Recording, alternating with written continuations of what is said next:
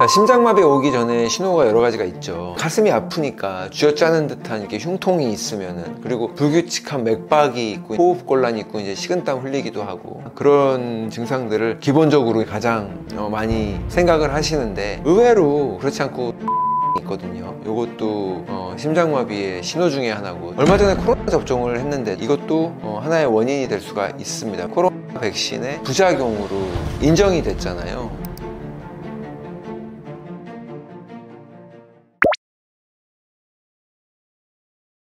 자, 심장마비 오기 전에 신호가 여러 가지가 있죠. 흔히 잘 알려진 신호랑 잘 알려지지 않은 신호가 있는데, 보통은 이제 가슴이 아프니까 쥐어짜는 듯한 이렇게 흉통이 있으면은, 그리고 불규칙한 맥박이 있고 이제 그런 걸로 보통 우리가 생각을 하잖아요. 호흡곤란이 있고 이제 식은땀 흘리기도 하고, 아니면 어지럽거나 이제 이런 것들, 심장이 멈추면은, 심장마비가 있으면은 혈액순환이 안 되니까, 그런 증상들을 기본적으로 이제 가장 많이 생각을 하시는데, 의외로 그렇지 않고 소화불량이 있거든요. 그래서 파티에 갔다 와서 저녁에 밤에 잠을 자는데 소화가 안 돼가지고 밤새도록 소화가 안 되면서 식은땀 흘리면서 아우 배 아파 하다가 새벽에 돌아가시는 경우가 많단 말이에요.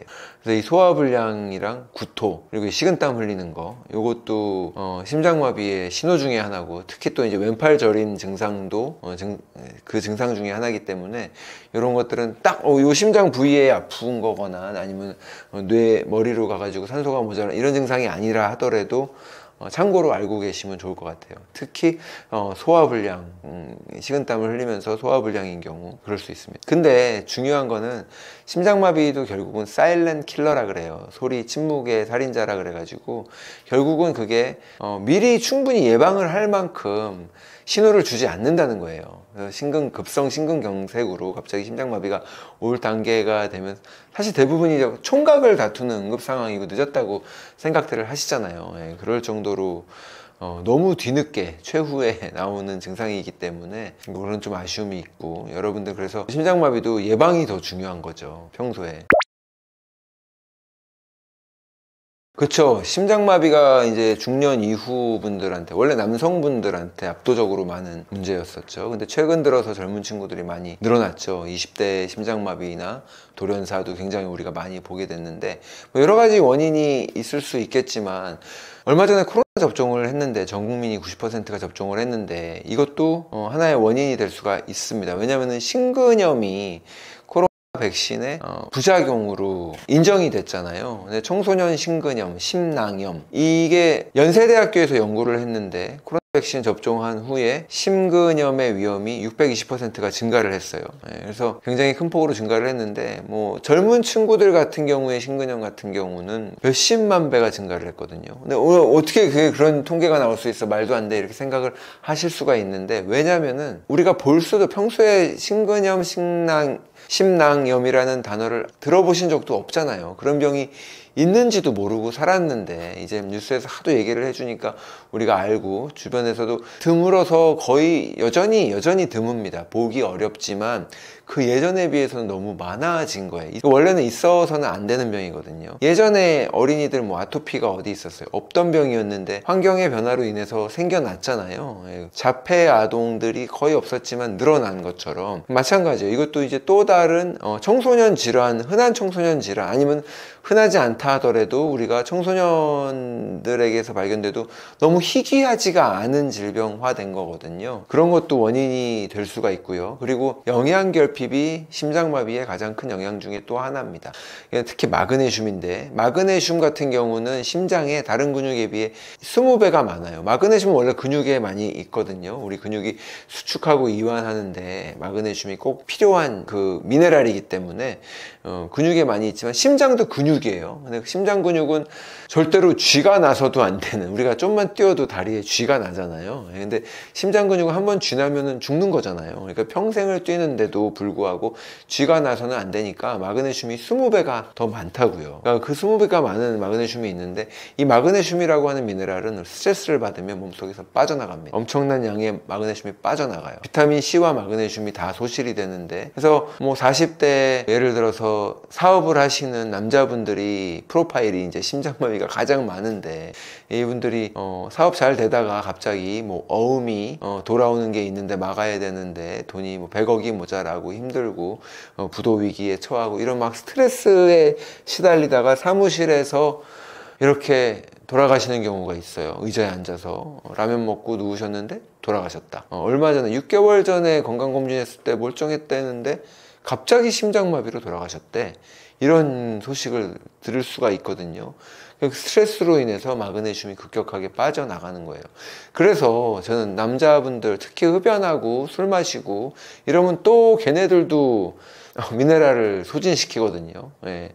그리고 아까 당뇨가 있는 분들 혈당, 당이 밀도가 있고 무겁기 때문에 중력이 있어서 미네랄들을 끌어들입니다. 그래서 자기가 딱 끌어들여 가지고 소변으로 나갈 때 끌고 나가요. 그러니까는 이런 분들도 영양소가 밑 빠진 독에 물 붓기 식으로 빠져나가는 분들이거든요. 그러니까 이런 사람들은 특별히 더 많이 먹어줄 필요가 있는 거죠. 그래서 마그네슘이 부족해지지 않도록 충분히, 마그네슘을 떠나서 전체적으로 미네랄은 다 같이 활동을 하기 때문에 미네랄이 부족해지지 않도록 많이 먹어주시는 게 중요합니다. 심장질환을 막을 수 있는 운동이 어떤 것이 있을까? 그러니까 심장질환을 딱 예방한다는 게 아니라 심장질환이라고 하는 경우는 대부분이 혈압이 높은 사람들에게 문제가 되지요. 그리고 부정맥도 문제가 될 수 있고, 그래서 어떤 것들이든 운동은 다 도움이 되는데 특히 그 중에서도 고강도 인터벌 트레이닝이나 아니면은 등척 운동이 도움이 됩니다. 고강도 인터벌 트레이닝 같은 경우는 인슐린 저항성을 되돌리기 때문에 콜레스테롤 수치도 낮출 수 있고 혈당도 낮출 수 있기 때문에 그런 면에서 혈당이 떨어지고 그러면은 혈압도 어느 정도는 완화될 수가 있거든요. 그리고 또 다른 운동은 등척 운동은 영국의 스포츠 의학 저널에서 연구를 했어요. 1990년에서 2023년까지 33년 동안 270개의 임상시험들을 다 들여다보면서 어떤 운동이 제일 효과가 있을까 그걸 본 건데 한 15,000명, 15,800명 이상을 들여다봤습니다. 5가지 운동을 비교를 했어요. 유산소 운동, 근력 운동, 그리고 근력과 유산소 운동을 합친 운동, 그리고 고강도 인터벌 트레이닝, 그리고 등척 운동. 모든 운동들이 다 똑같이 혈압을 낮추는 효과를 나타냈는데 그 중에서 가장 효과를 나타냈던 게 등척 운동이었어요. 등척 운동은 움직이지 않는 운동이거든요. 예를 들면은 플랭크라든가 플랭크 동작으로 이렇게 있잖아요. 30초고 1분이고 아니면 월 스쿼트라 그래가지고 이렇게 스쿼트하고 내려가서 앉는 자세에서 무릎이나 엉덩이가 90도로 꺾인 자세에서 딱 고정돼가지고 벽을 지탱하고 있는 게 월 스쿼트예요. 예. 그런 자세로 이제 있어주는 거죠. 그렇게 운동을 하면은 이 근육이 이렇게 수축하고 오랫동안 수축하고 있다가 운동 끝나고 막 일어날 때 이완이 되면서 혈액이 몰리기 때문에 혈압을 낮춰주는 효과가 가장 드라마틱하게 나타난다는 거고요. 이 플랭크보다는 월 스쿼트가 조금 더 효과가 있었어요. 아무래도 이 상체나 복근보다는 이 엉덩이와 허벅지가 우리 몸에서 제일 큰 근육이기 때문에 아마 가장 큰 드라마틱한 효과를 나타내지 않았나 이렇게 생각을 하는데, 등척 운동 같은 게 결국은 부정맥이나 우리 심장의 무리를 가장 덜 하게 하고 혈압을 내려주는 게, 그래서 심장의 과부하를 줄여주는 게 가장 좋은 거니까 이런 운동들이 도움이 된다고 할 수가 있고요. 그리고 모든 운동은 유산소 운동이 됐든 무산소 뭐 근력 운동이 됐든 모든 운동은 심장을 트레이닝하게 돼 있습니다. 혈액순환 전체를 트레이닝하게 돼 있습니다. 그래서 혈관 자체도 운동이 되는 것이고 혈관도 단순한 빈 빨대관이 아니에요. 그리고 그냥 피만 통과되는 파이프라인 같은 게 아니라 얘도 근육이 있거든요. 그래서 혈관도 이완이 되기도 하고 확장이 되기도 하고 또 수축이 되기도 하고 그렇기 때문에 혈압약이 작동을 하겠죠, 혈관에. 그래서 그런 작용을 하기 때문에 거기도 근육이 다 들어있고 근육이 하는 일이거든요. 예, 그러려면은 근육이 충분히 운동을 할 수 있게끔 아까 말한 칼슘, 마그네슘 이런 영양소도 중요하지만 이 운동이라고 하는 근육이라고 하는 건 결국은 훈련이잖아요. 그러니까는 트레이닝을 통해서 또 아무것도 운동을 하지 않는데 심지어 살까지 쪘다 그러면 최악이고, 그렇기 때문에 운동을 해주면서 음식을 좀 조절을 한다면은 이 혈압이나 이런 것들을 조절을 하면서 그로 인해서 심장에 가는 무리가 줄어들면은 심장마비 예방을 할 수 있는 거죠. 자, 심장 질환을 가진 사람들이 피해야 할 음식 하면은 보통은 이제 혈압이랑 연관이 돼 있으니까는 소금 안 먹으려고 저염식 하신단 말이에요. 예, 근데 궁극적으로 저염식은 오히려 심장마비 위험을 더 높입니다. 우리 근육이 제대로 활동을 하려고 그러면 나트륨의 역할도 되게 중요하기 때문에 심장이 제대로 작동하기 위해서는 소금도 먹어주셔야 돼요. 예, 소금을 먹으면 일시적으로 혈압이 올라가는 게 관측이 되거든요. 예, 그렇기 때문에 소금을 먹지 말라는 조언이 나온 건데 이게 요즘 좀 바뀌고 있어요, 트렌드가. 그러니까 여러분들도 앞으로 또 계속해서 가이드라인이 계속 바뀌잖아요. 이거는 바뀔 가능성이 굉장히 큰데 미리 알려드리는 거고요. 그리고 혈압이 높은 분들은 이제 채식하면은 혈압이 떨어지는 경우가 있어서 고기가 안 좋고 고기가 원인이라고 생각하시는 경우가 있어요. 예. 근데 딱히 고기가 혈압을 올리지는 않고요. 혈압을 올리고 인슐린 저항성을 더 악화시키는 거는 단순당이고 탄수화물이기 때문에 우리가 현대인들이 한 60% 이상, 거의 70% 가까이를 탄수화물로 먹거든요. 우리가 영양소에는 지방, 단백질, 탄수화물이 있는데 이 중에서 지방과 단백질이 더 좋은 양질의 영양 공급원이고 칼로리 공급원이고 깨끗한 에너지를 제공하고 그러는데 더럽게 연소하는 탄수화물을 주 원료로 대부분의 사람들이 포도당만 이용하면서 그거를 연료 삼으면서 가장 많은 양을 먹고 있단 말이죠. 예. 그 결과가 인슐린이 많이 분비돼서 인슐린 저항성이 심해지는 거였기 때문에 그 탄수화물이나 이런 것들을 가장 피해야 하는 운동은 과도한 탄수화물이 되겠습니다. 탄수화물을 좀 피하시는 게 좋고 의외로 소금이나 고기, 육류, 적색육 걱정하지 않으셔도 괜찮아요. 가공육은 다르죠. 가공육은 적색육과 가공육은 서로 다른 장르입니다. 예.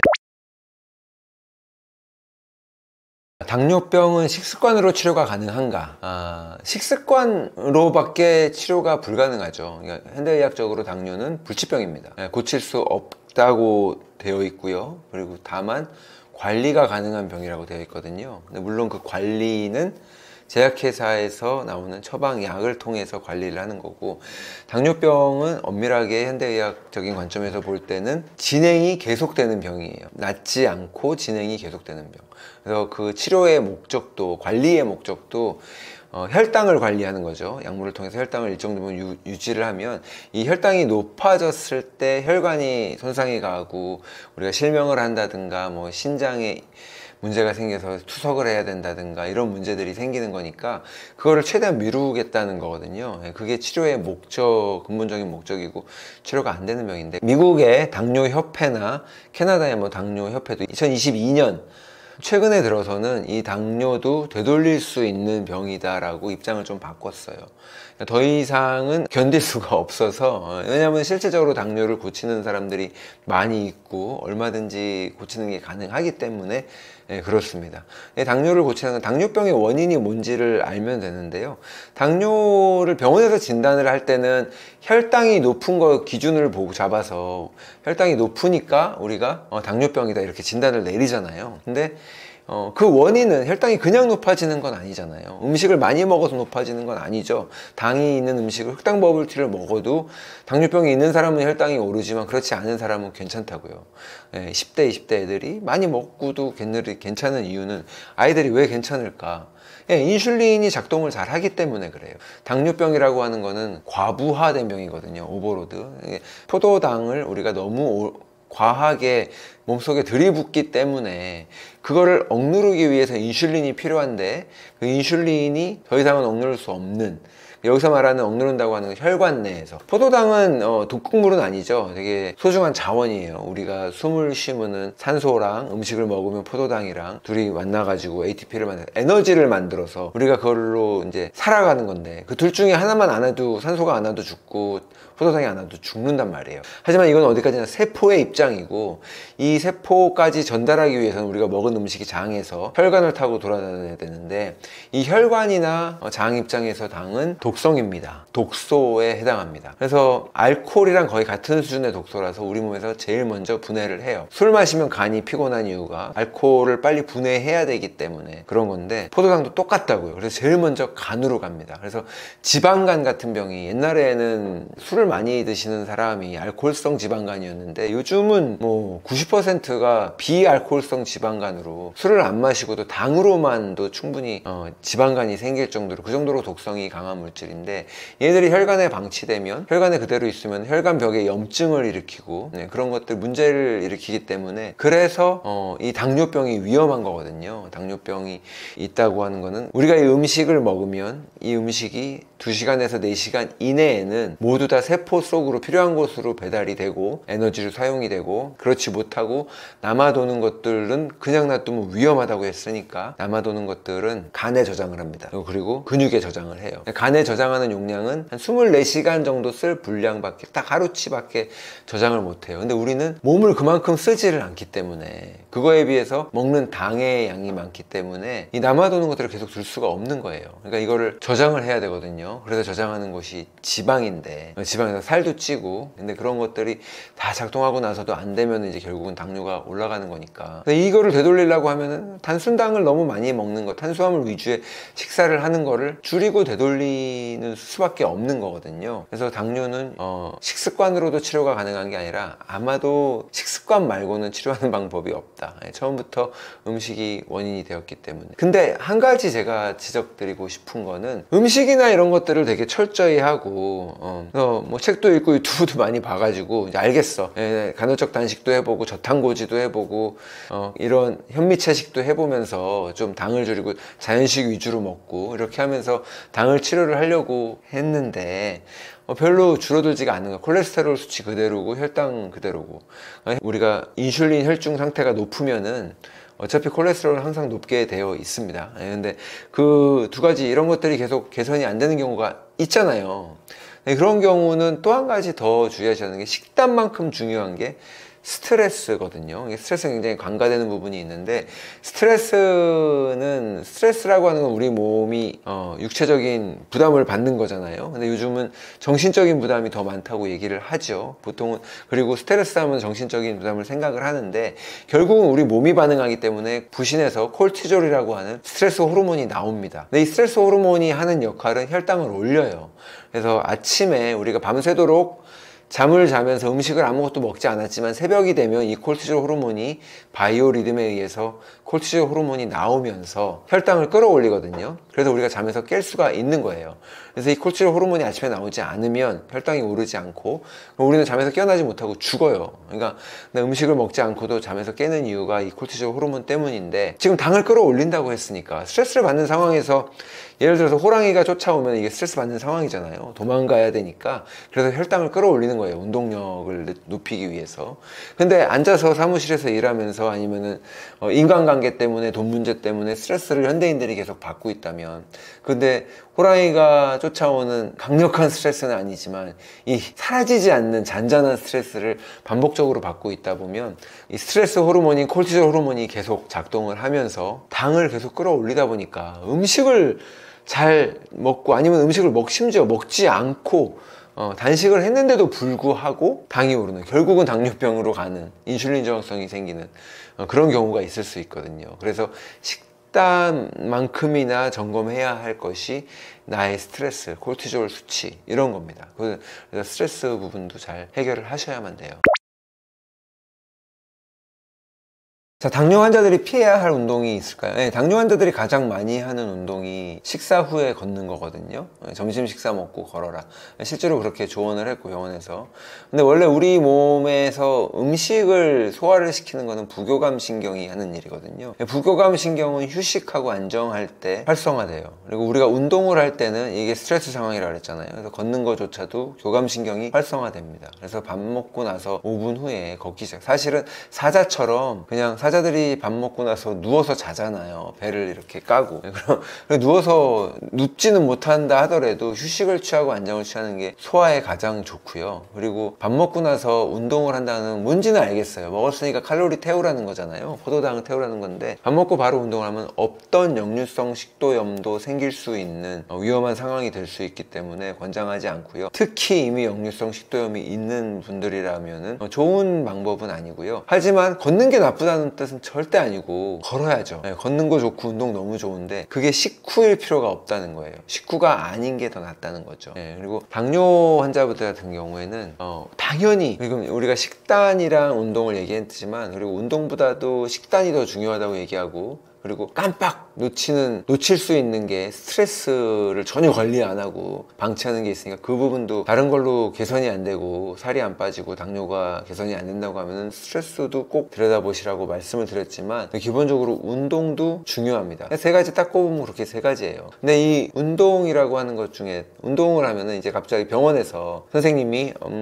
당뇨 전 단계입니다. 아니면 콜레스테롤이 높으니까 운동하세요. 이런 운동 처방을 받잖아요. 하라고 주문을 받는다고요. 그러면 평생 안 하던 운동을 갑자기 하시려고 그래요. 짐에 가가지고 줌바 끊고 뭐 PT 끊고 이러면서 그러면 보통 이제 뭐 40분 프로그램으로 하잖아요. 근데 그런 운동이 나쁘다는 게 아니에요. 중요하죠. 좋죠. 너무 좋은 운동인데 특히 젊은 친구들 20, 30대 사람들이 하면 좋겠지만 지금 얘기하는 거는 당뇨병 진단을 받고 당뇨 전 단계 진단을 받은 평생 운동을 안 하던 기초대사량이 떨어져 있는 뭐 50대의 분들, 이런 분들이 갑자기 그 운동을 하려고 하면은 교감신경이, 아까 스트레스, 운동 자체는 스트레스라고 그랬잖아요. 근데 그 콜티졸 호르몬이 나온다고요. 근데 아까 콜티졸 호르몬이 나오면 혈당이 오른다며, 근데 왜 운동은 하라 그러냐라고 생각하실 수 있는데, 그 운동을 하고 난 후에 부교감신경이 더 활성화가 되거든요. 그래서 오히려 거꾸로 콜티졸 수치도 더 내려줄 수 있는 처방이 운동이란 말이에요. 근데 이게 만약에 체력이 안 되는 분이 40분, 50분씩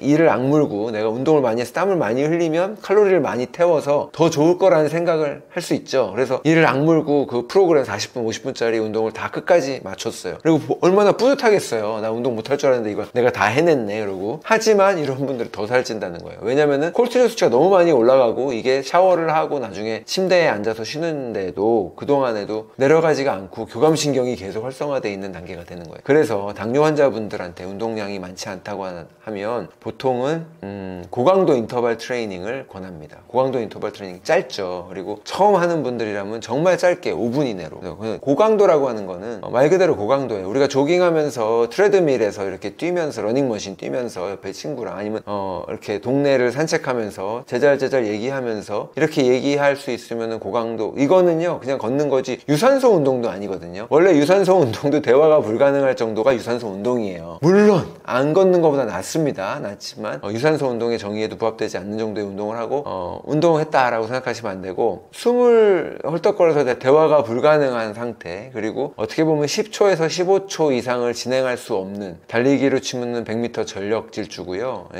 그게 고강도 운동이에요. 이렇게 15초 폭발적으로 운동을 하고 나면 쉬어야겠죠. 근데 뭐 1분, 2분, 3분 쉬는 게 아니라 짧게 쉬어야 됩니다. 15초.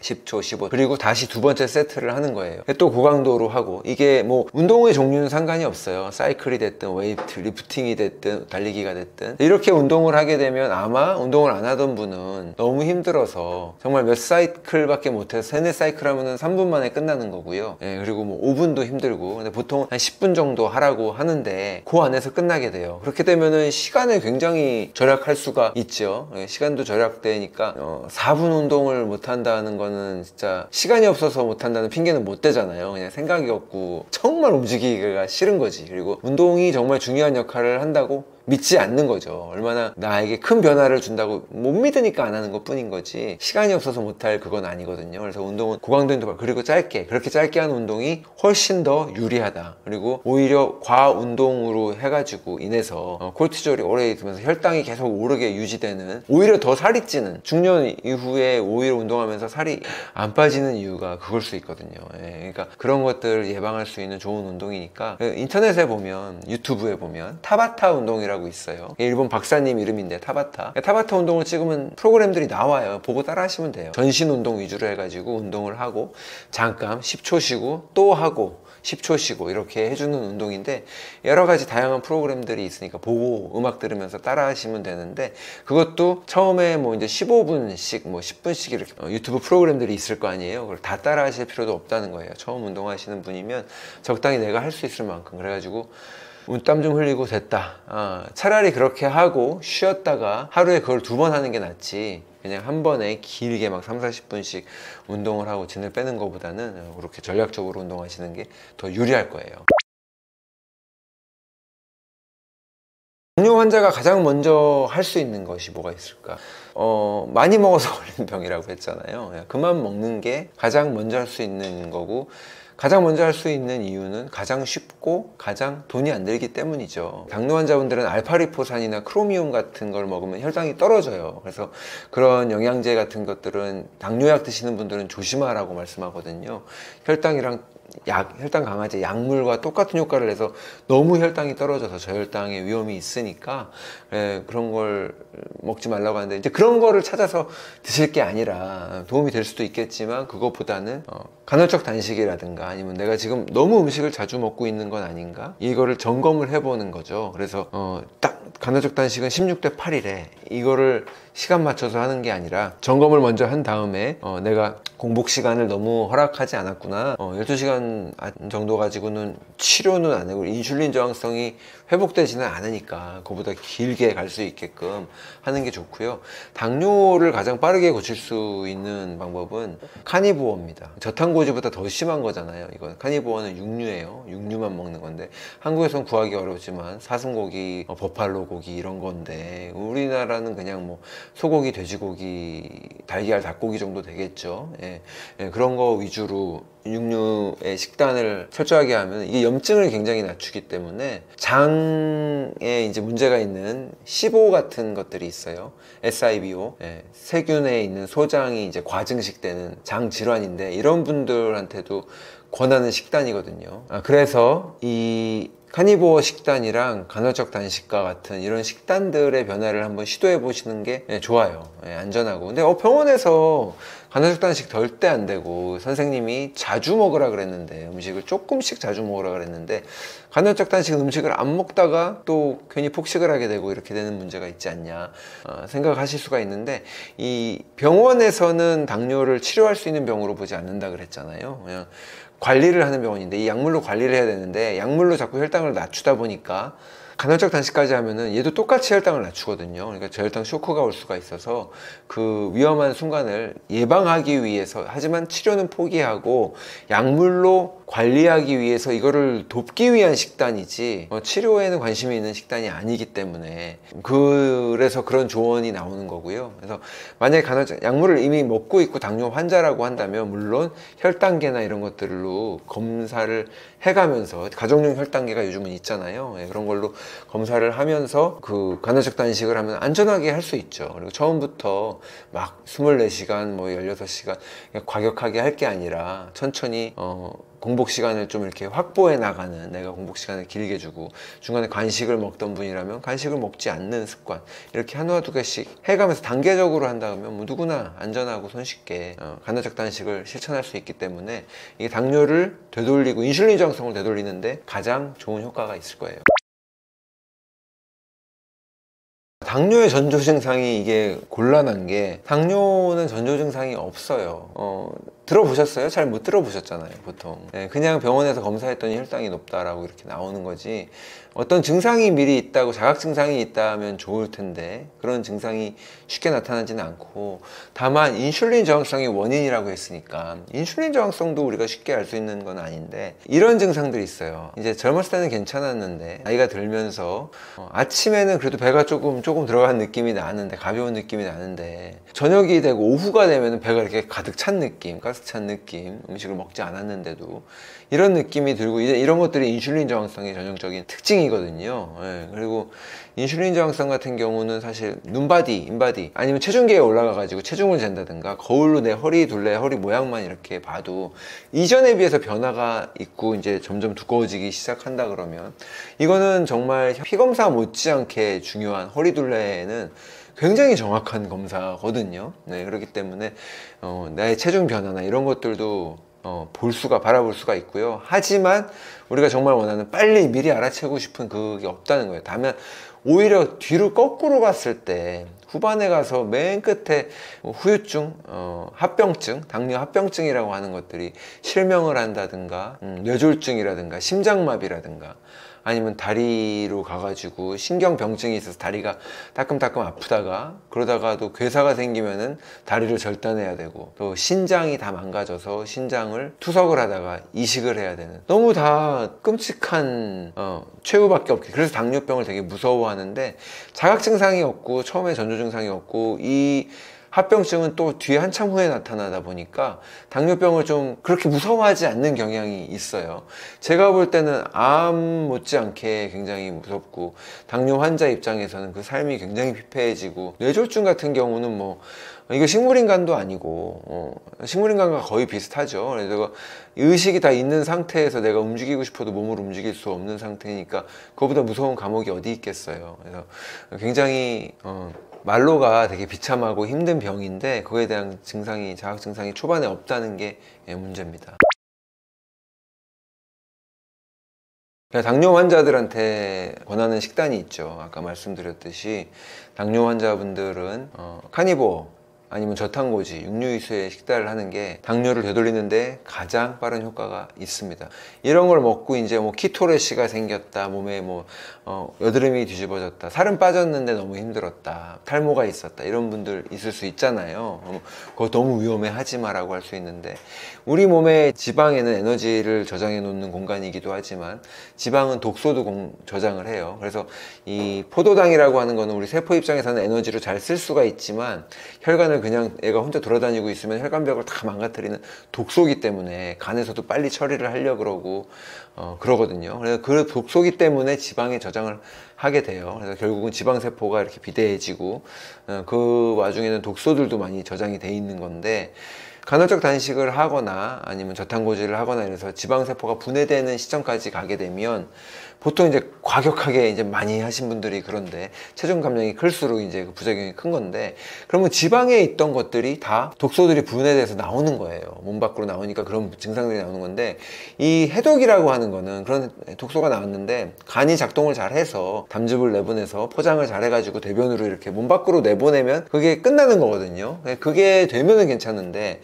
당뇨 있고 지금 인슐린 저항성 있고 살도 쪄가지고 비만도 있는 분이 간이 온전할 가능성이 적죠. 간도 과부하가 걸려있고 간 기능도 떨어져 있고 아니면 지방간도 있고 이럴 수 있기 때문에 간 기능이 원활하지가 않으니까 이 해독작용도 잘 일어나지가 않는 거거든요. 그래서 그런 경우에는 너무 과격하게 하는 거니까 처음부터 이렇게 많이 한 번에 막 5kg, 10kg씩 덜어낼 일이 아니잖아요. 그러니까 단계적으로 천천히 하고 간도 쉬면서 회복할 시간을 줘가면서 하면은 별 문제 없이, 무리 없이 할 수가 있을 텐데, 그래서 일단은 저는 식단으로는 철저하게 탄수화물을 줄이는 식단을 권하고요. 당연히 단순당 때문에 이렇게 된 거니까 간헐적 단식을 할 때 그 시간보다 끝나고 먹는 첫 끼가 더 중요하다 그랬잖아요. 예를 들어서 처음으로 먹는데 탕후루 먹으면 안 된다 그랬는데 흑당 버블티 먹으면 안 된다는 거는 상식적으로 알고 계실 텐데, 과일 주스 갈아 드시는 분들 계세요. 그러니까 왠지 아침에 일어나서 첫 끼로 괜찮을 것 같은 느낌이 드는데 10대 애들은 괜찮아요. 젊을 때 20대 젊은 친구들은 문제가 없습니다. 근데 40대 50대에서 인슐린 저항성과 당뇨가 있는 사람들은 안 된다고요. 그러니까 당을 너무나 단순당이 갑자기 들어가는 꼴이 되는 거고, 이거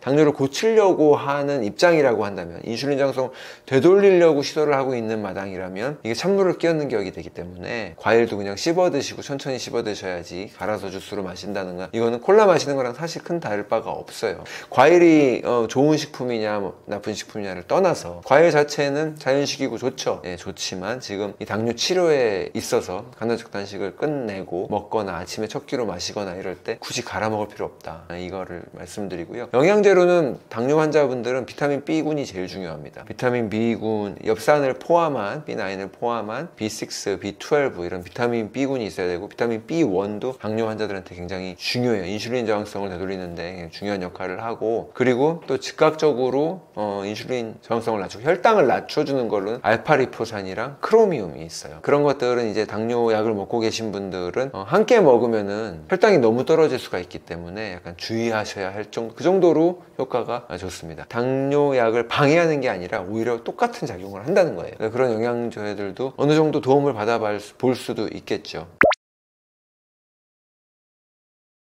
그 종합 비타민을 먹기도 하고요. 비타민 B를 그냥 먹기도 하는데, 이 비타민 같은 경우도 요즘은 이제 좀 많이 알려져서 그런데 활성형 성분들이 있고 전혀 그렇지 않은 성분들이 있거든요. 예를 들면 비타민 B12 같은 경우만 하더라도 뭐 사이아노코발라민 흡수가 잘 안 되는데 그거를 성분으로 쓰기도 하고, 또 메칠코발라민, 기능의학 병원에서는 좀 더 나은 형태를 처방을 하기도 하는데, 한국 제품들은 식약처 규정상 정확하게 어떤 성분을 썼는지는 안 적어놔도 되더라고요. 그냥 비타민 12 이렇게 적어놓으면 끝이에요. 그래서 이게 어떤 성분을 사용했는지 알 수가 없는데, 이런 상기세가 되면 이제 소비자들이 물론 그거를 알아보고 찾아보지도 않으니까 굳이 안 적기도 하겠지만, 사실 미국에서는 다 적혀 있거든요. 만약에 이게 개선이 돼서 이런 것들이 표기가 정확하게 된다면 활성형 비타민들이 따로 있어요. 우리 몸에서 이제 흡수나 활용을 하기 더 유용한 비타민이고, 또 일부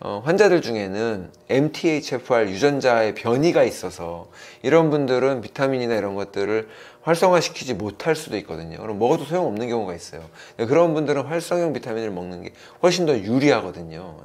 그래서 그런 것들, 활성형 비타민 성분을 요즘은 약사님들도 그렇고 많이 알려주셔가지고 좀 아는 분들은 또 많이 알고 보편화되어 있는 정보긴 한데, 그래서 그런 것들 좋은 성분 위주로 해서 드시면 되고, 종합 비타민이라고 하는 거는 결국은 비타민 B군이 위주고 거기에다가 이제 미네랄들이 들어간 거잖아요. 그래서 종합 비타민으로 드시는 것도 뭐 전혀 상관이 없습니다. 중요한 거는 비타민 B군이 치료제라는 뜻이 아니에요. 치료제라는 뜻이 아니라 이 비타민 B군이 부족하면 안 되기 때문에 B5, B6 다 중요하니까 비타민 B군을 챙겨 드실 거를 권해드리죠. 한 가지를 드시라고 한다면 혈당을 직접 낮춰준다는 알파리포산이나 크로미움보다 비타민 B군이 더 중요합니다. 여러분, 이 치유랑 치료는 다르거든요. 근데 병원에서 우리가 치료받을 수는 있지만 치유받는 공간은 아니에요. 적어도 현대의학 시스템 속에서는 그렇습니다. 우리가 병원에 가장 많이 가는 이유가 당뇨, 고혈압, 콜레스테롤, 암일 거예요. 다 전부 다 대사질환이고 다 인슐린 저항성과 밀접한 연관이 있습니다. 하지만 이제 병원의 치료라고 하는 거는 한계가 있어요. 병원에서 해줄 수 있는 한계가 명확하게 있는데, 일단은 제약회사에서 나온 약물로 치료를 해야 되고요. 규정이에요. 안 그런 치료 못 보셨잖아요. 그걸로 치료를 해야 돼요. 이게 좋다 나쁘다가 아니라, 그리고 그 약물을 통해서 증상을 완화시키거나 없애주거나 편안하게 해주는, 원래 통증을 편안하게 해주는 게 목적인데, 지금 대사질환들은 통증이 있는 게 아니잖아요. 나중에 합병증이 무서우니까 그걸 관리해 준다는 거예요. 그래서 혈당이 높으면 당을 관리해주고, 혈압이 높으면 혈압을 내려주고, 콜레스테롤이 높으면 콜레스테롤을 내려주고, 그런 식으로 이제 증상만, 암이 있으면 그 혹이 원인이라고 생각하니까 혹을 떼내고, 그런 식의 치료를 해주는 건데, 거기까지밖에 못 해줘요. 거기까지만 해주는 것도 감사하죠. 하지만 거기서 멈추시면 안 됩니다. 그 이상으로. 왜냐면 이거는 치료의 목적이 나는 그게 좋아, 마음에 와닿았어, 왠지 이렇게 관리만, 약물로 관리만 하고 내가 지금껏 신경 쓰지 않은 것처럼 계속 신경 쓰지 않았으면 좋겠어, 나 너무 바쁘거든